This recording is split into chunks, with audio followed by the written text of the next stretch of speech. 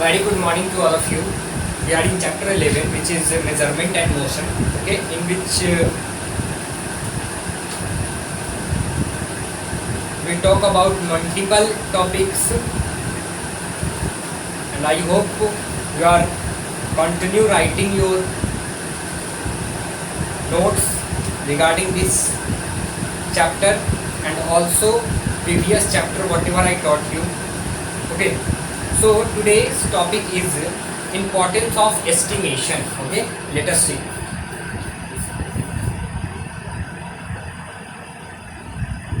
Class 6,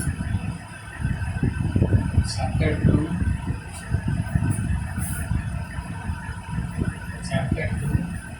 not chapter 2, chapter 11. Chapter name is measurement and motion.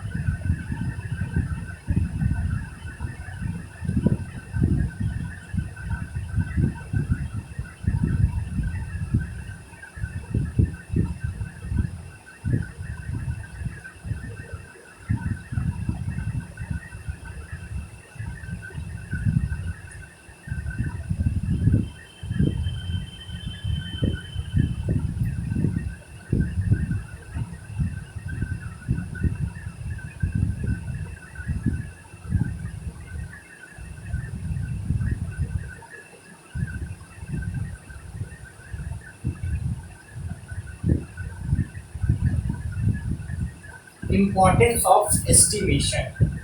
While conducting an experiment, a scientist has to measure quantities with great accuracy.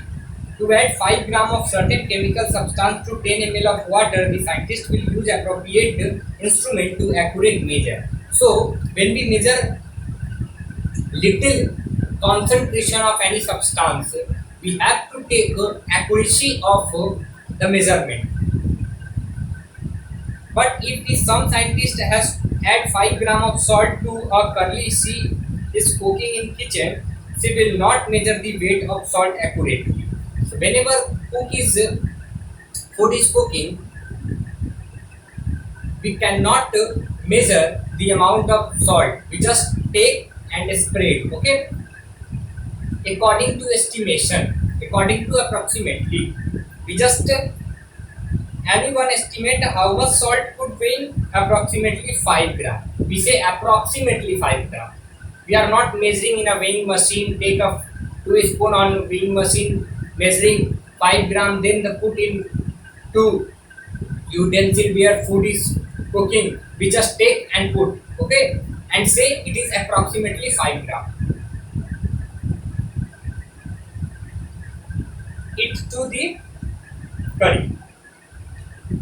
If by mistake she add 5.2 gram of the chemical substance instead of 5 gram in experiment, she may get wrong result. But if she actually add 5.2 gram of salt to the curry, she will make no difference to the taste of curry.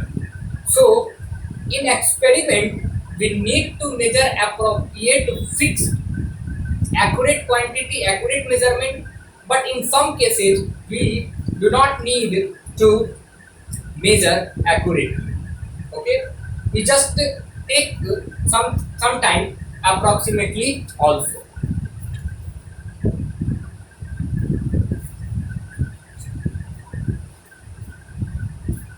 We therefore see the accurate measurements are not always necessary. It is often sufficient to estimate the measurement. The skill of estimation is very important in daily life as well as in laboratory. It develops the practice and experiments. If the estimation skill of a person are not well developed, he or she may add 10 gram of salt instead of required 5 gram of vegetable being cooked to spoil the taste. The ability to correct estimate length, area, volume, mass, and temperature, time period, etc. save us to trouble of making actual measurement. A cook who can make correct estimation in the kitchen will cook better dishes than a who estimate skill are not well developed. Okay. when you put some amount of salt into food, the taste is spoiled.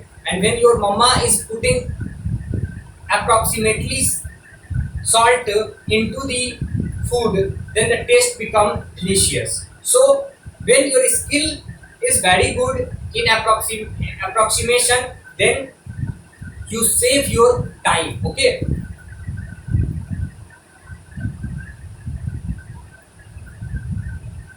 Now the next topic is what is motion.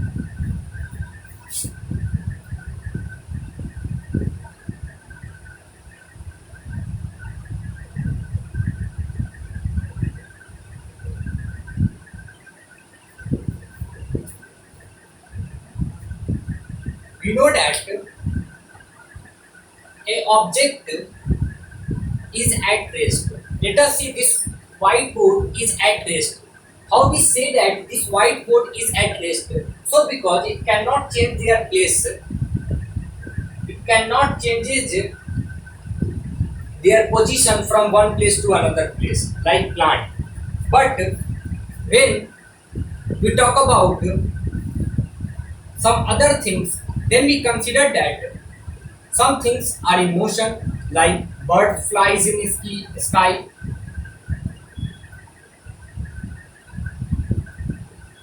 cars, vehicles moving on road, human beings, animals, they changes their position from one place to another place. Then we say that they all are in motion. So it is basic concept of motion.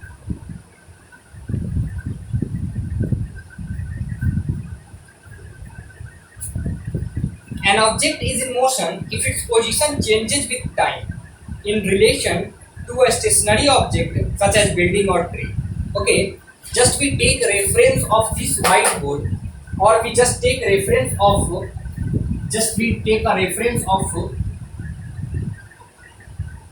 this letter I and this letter J. Okay, a car is right now placed here.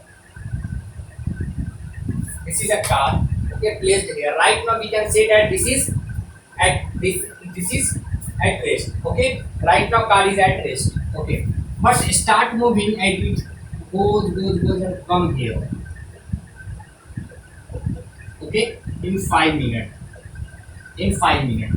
Then we say that this car changes their position from I to J with respect to a stationary object, which respect to stationary means rest object, which is I, and J is a stationary object, and it changes with respect of a stationary object with interval of time. Then we say that this car is in motion.